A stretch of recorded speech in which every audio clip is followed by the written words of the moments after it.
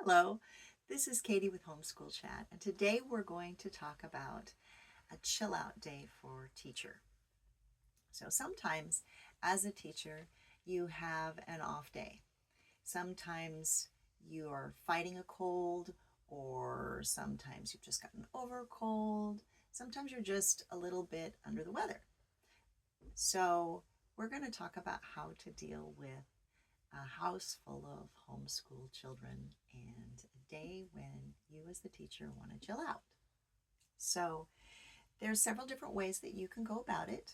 You can try to have a regular day, and in doing so, just the goal would be to try to sit there quietly while the kids did their work. And so how you might do that is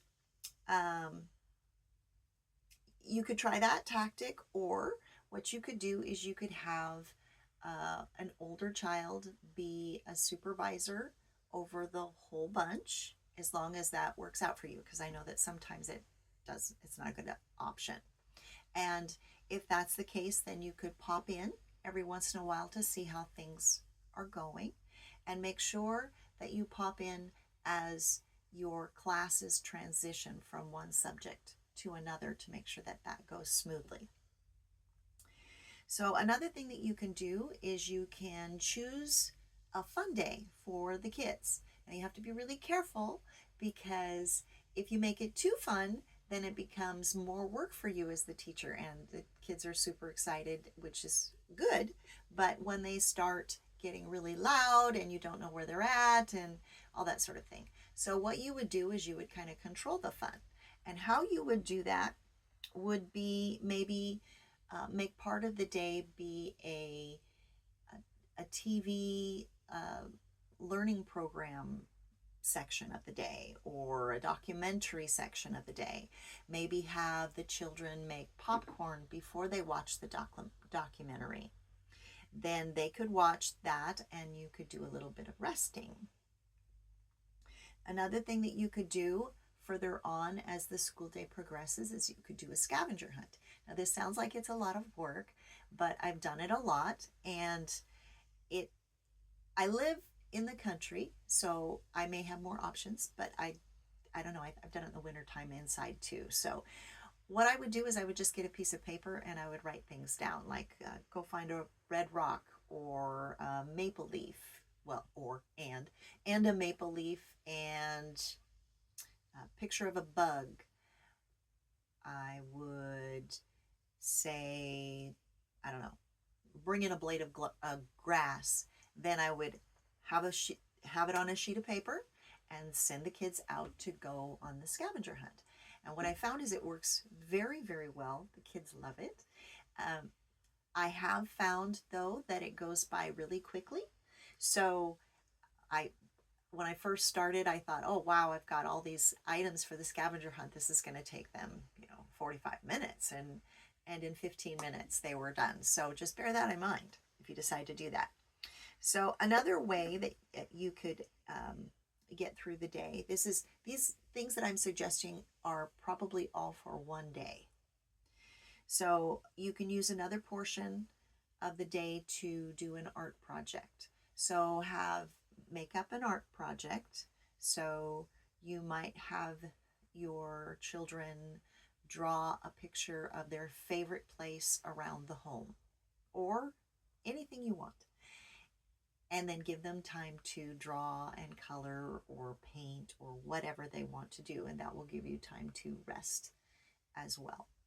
So that is option number 2, have a fun day. Now the third one is for your children to learn with very little teacher time. That also will allow you to have a little bit of rest. Now, how you would do that for each subject? Well, I have some suggestions. For science, you could have a child read ahead a chapter and answer the questions, and you'll go over everything the next day. For math, you could do a practice time. So you could practice your algebra. Give them a worksheet, or maybe even something that they've done before and say, well, I want you to do this again. Practice their fractions or addition or subtraction, that kind of thing for math class. If you have a reading class, then you could have your student read quietly to themselves instead of out loud to you. If you have assigned literature reading, you could have them spend a little bit more time reading the books that they're assigned or whatever. They could spend time practicing spelling words, and then you would have the test the next day. For English language arts, you could have a writing assignment, and you could just make up the assignment. So it would be write a paper on what I want for Christmas, or write in a paper on what your favorite vacation was. And for geography or history, you could have your child draw a geography picture of the state that you live in. You could do anything you want, but that kind of gives you an idea of the kinds of things that would help. So you're still maintaining being the teacher during the day, and you're giving your children assignments, but you really don't have to get into the nitty-gritty of every moment of every day, or excuse me, every moment of the day. So those are my suggestions for having a chill out day for a teacher that wants a little bit of a break. Thank you so much for joining me.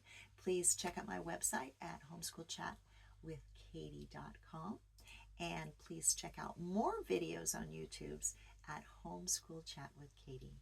Thank you so much. Have a blessed day. Bye-bye.